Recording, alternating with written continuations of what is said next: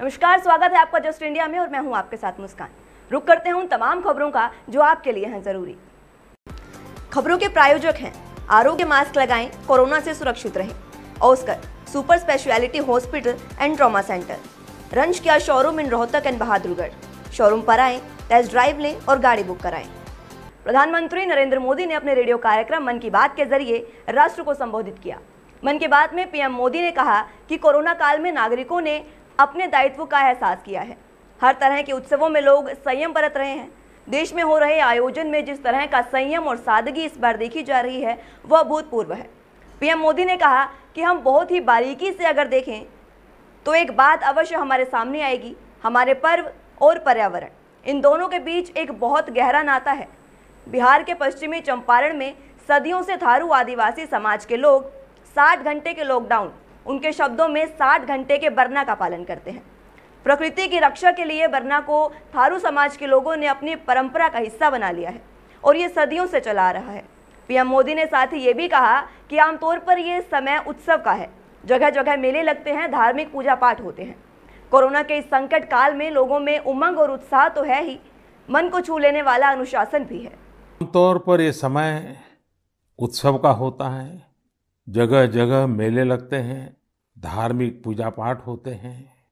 Corona के संकट काल में लोगों में उमंग तो है, उत्साह भी है, लेकिन हम सबको मन को छू जाए वैसा अनुशासन भी है।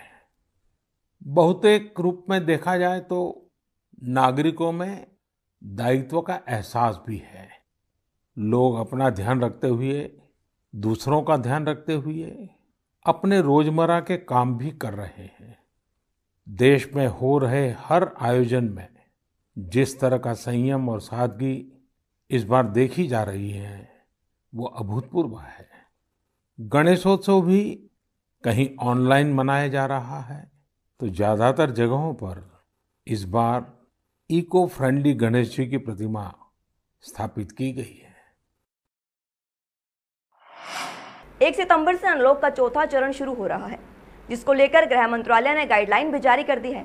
इसके साथ ही इस बार मेट्रो सेवा शुरू करने की इजाजत मिल गई है।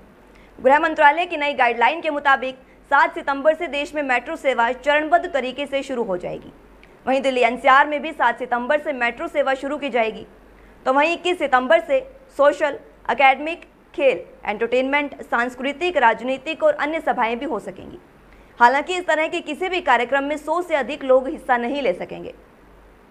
इसके अलावा जो भी लोग कार्यक्रम में हिस्सा लेंगे उनके लिए फेस मास्क पहनना, सोशल डिस्टेंसिंग, थर्मल स्कैनिंग और हैंड वॉश या सैनिटाइजर का इस्तेमाल अनिवार्य होगा।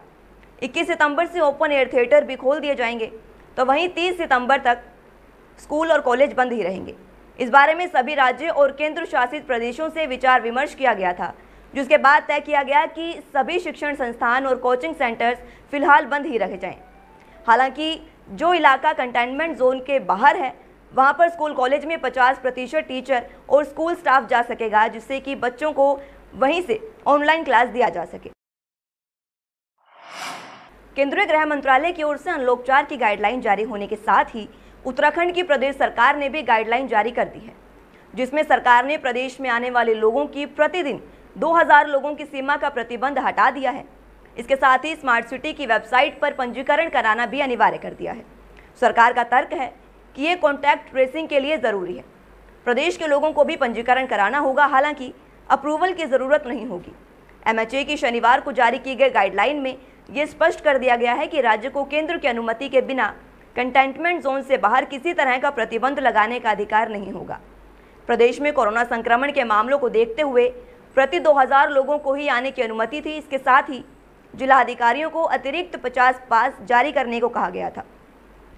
शनिवार को केंद्र की एसओपी के जारी होने के तुरंत बाद ही आपदा प्रबंधन एवं पुनर्वास विभाग के प्रभारी सचिव एस.ए. मुरुगेशन ने 2 अलग अलग आदेश जारी किए, जिसमें पहले आदेश में ये स्पष्ट कर दिया गया कि प्रदेश में आने वाले यात्रियों की संख्या को लेकर कोई रोक टोक नहीं होगी। देश में लगातार बढ़ रही कोरोना संक्रमण के बीच अनलॉक 4 की शुरुआत होने जा रही है, लेकिन भारत में कोरोना के बढ़ते ग्राफ की रफ्तार अभी कम नहीं हुई है।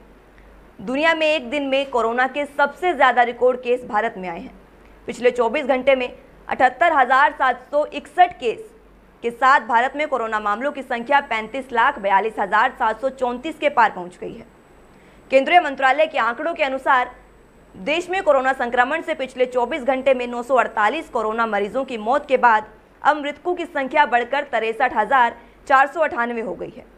वहीं उत्तर प्रदेश में 24 घंटे में कोविड-19 के 5,684 नए मामले सामने आए हैं, जबकि 62 कोरोना मरीजों की मौत के साथ मृतकों की संख्या 3,356 हो गई है।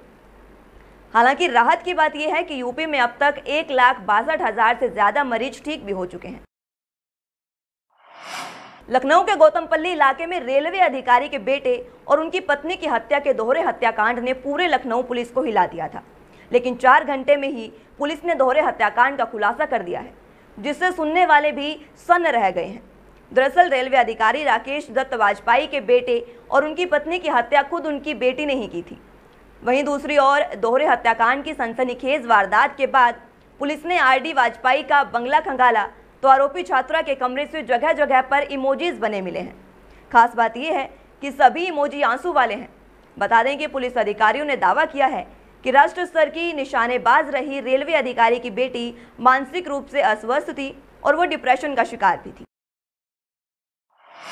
खबर यूपी के आगरा से है, जहां एथलेटिक प्रमोद कटारा पर हमले की खबर सामने आई है। हुआ दरअसल कुछ यूं कि सुबह ताजगंज क्षेत्र के इनर रिंग रोड पर प्रमोद कटारा दौड़ लगा रहे थे, जिन्हें जब हमलावर ने देखा तो उनसे उनका बैग छीनने के लिए प्रयास किए। उनके पीछे भी यह हमलावर दौड़ा, लेकिन सफल नहीं हो पाया। वहीं दूसरी तरफ बिहार के रहने वाले हमलावर ने बताया कि वो काफ़ी दिन से भूख से परेशान था और कई दिनों से खाने के लिए दर दर भटक रहा था। तभी जब हमलावर ने प्रमोद कटारा के पास बैग देखा तो बैग में खाना समझकर बैग को छीनने की कोशिश की। हमला नहीं किए, वो टिफिन सोचे था इसमें। कहाँ से आ रहे थे? इधर से जा रहे थे। खाने के लिए हमला कर दिया? हमला नहीं। क्या किया था? उससे मांगे थे, नहीं दे रहे थे। कहाँ का रहने वाले हो? बिहार। तो कितने दिन से भूखे थे? पहले तो 6 दिन भूखा था, उसके बाद कल रोटी मिला था। तो खाने के लिए हमला किया? नहीं, हमला नहीं। क्या किया था? उससे मांगे और नहीं दे रहा था, तो फिर हमें ऐसे करके। आज मैं जब अपनी 21 किलोमीटर मैराथन, हाफ मैराथन ख़त्म कर रहा था, उसी दौरान ही मतलब एक आदमी आया सामने से और उसने मुझे रोका और बोला कि आप अपना बैग दीजिए और नहीं मैं तुम्हें मार दूंगा। मैंने उससे पूछा कि आप बैग क्यों लेना चाह रहे हैं? बोले तुम बैग दो, नहीं तो तुम्हें मार दूंगा मैं। तो उसने अपना बाँक निकाला, उसने अंदर से बैग से अपने, और मेरी तरफ बढ़ने लगा। मैं पीछे हटने लगा और मैंने चिल्लाया बहुत ज़्यादा। मैंने कार वालों को रोका, कोई नहीं रुका। एक ऑटो वाला था, उसको रोका। उसमें 4-5 लोग थे, बेचारे उतरे, उन्होंने मदद करने की कोशिश की, लेकिन बाँक देख के वो भी। अगली खबर यूपी के जालौन से है, जहां करंट लगने से एक महिला की मौत की खबर सामने आई है। मामला दरअसल कुथोंड थाना क्षेत्र के मदारीपुर कस्बे का है, जहां एक महिला अपने घर में काम कर रही थी कि तभी झाड़ू लगाते वक्त पास में रखे पंखे में धक्का लगा, जिससे वो महिला पंखे से टकराई और उसे करंट लग गया। करंट आने से महिला का बायां हाथ पंखे के साथ ही चिपक गया और उसकी मौत हो गई। बता दें कि घटना के समय महिला घर में अकेली थी। वही मौत की खबर सुनते ही पूरे गांव में कोहराम मच गया। इसी के साथ सूचना मिलते ही मौके पर पहुंची पुलिस ने शव को कब्जे में लेकर पोस्टमार्टम के लिए भेज दिया है और आगामी कार्रवाई शुरू कर दी। लाइट से फट रहा था, पंखा गिर गया, झाड़ू लगा रही थी। अच्छा, झाड़ू छू गई, हाथ पंखा गिर गया, हाथ लग गया। वो ये बहुत ही गरीब आदमी है राजेश, सब्जी लगा के अपना गुजारा करते हैं जी। इनकी पत्नी घर में अकेली थी जी। तो फर्राटा पंखा चल रहा था, उसमें करंट आने से इनकी मृत्यु हो गई।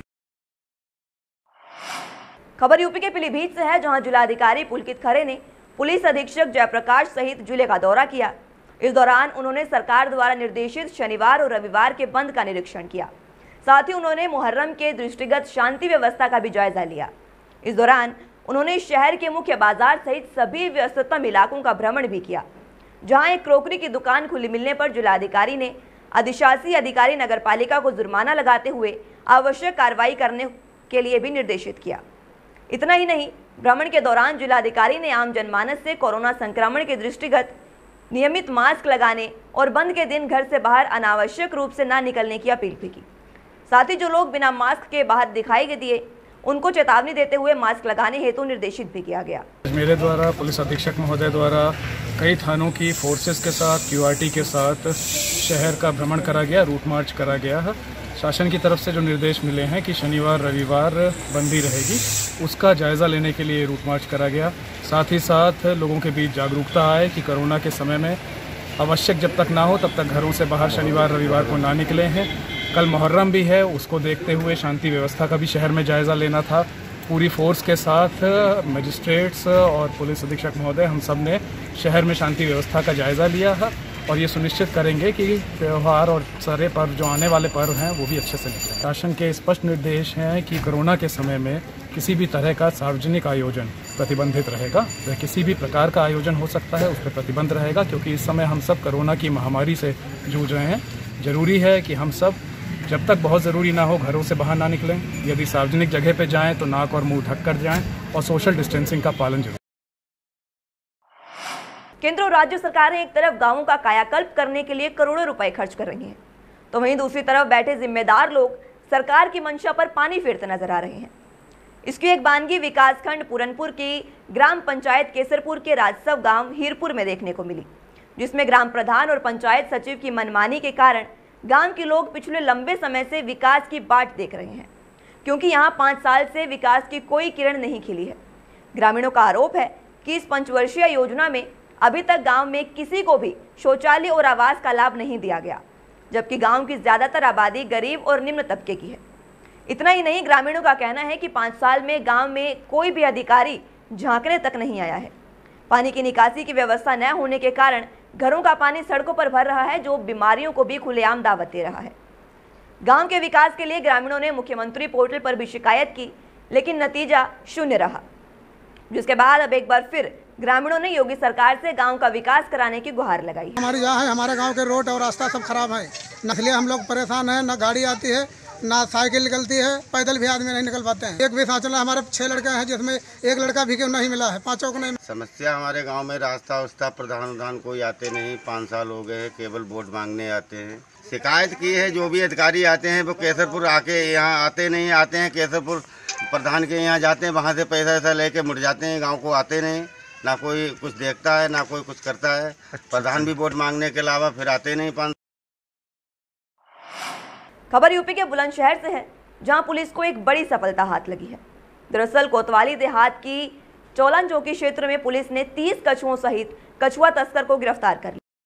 बता दें कि गिरफ्तार कछुआ तस्कर लंबे समय से कछुओं की तस्करी कर रहा था, जिसकी जानकारी मुखबिर ने दी और मुखबिर की सूचना के माध्यम से जैसे ही पुलिस को यह जानकारी मिली, तुरंत प्रभाव से कार्रवाई करते हुए पुलिस ने तस्कर को गिरफ्तार कर लिया है, जिसके बाद पुलिस ने बरामद किए 30 कछुओं को गंग नहर में छोड़ दिया है। कोरोना महामारी से लड़ने के लिए आरोग्य मास्क लाया है आपके लिए सबसे आधुनिक मास्क। इसके साथ ही आपको मिलेगी आधुनिक PPE किट, वो भी बहुत ही सस्ते रेट पर।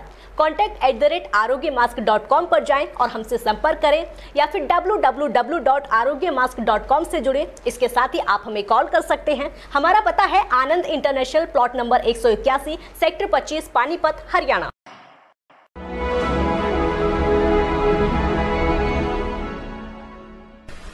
चाचा, आपने नया घर बनवाया है तो घर की छत पर कौन सी शीट लगवाई है?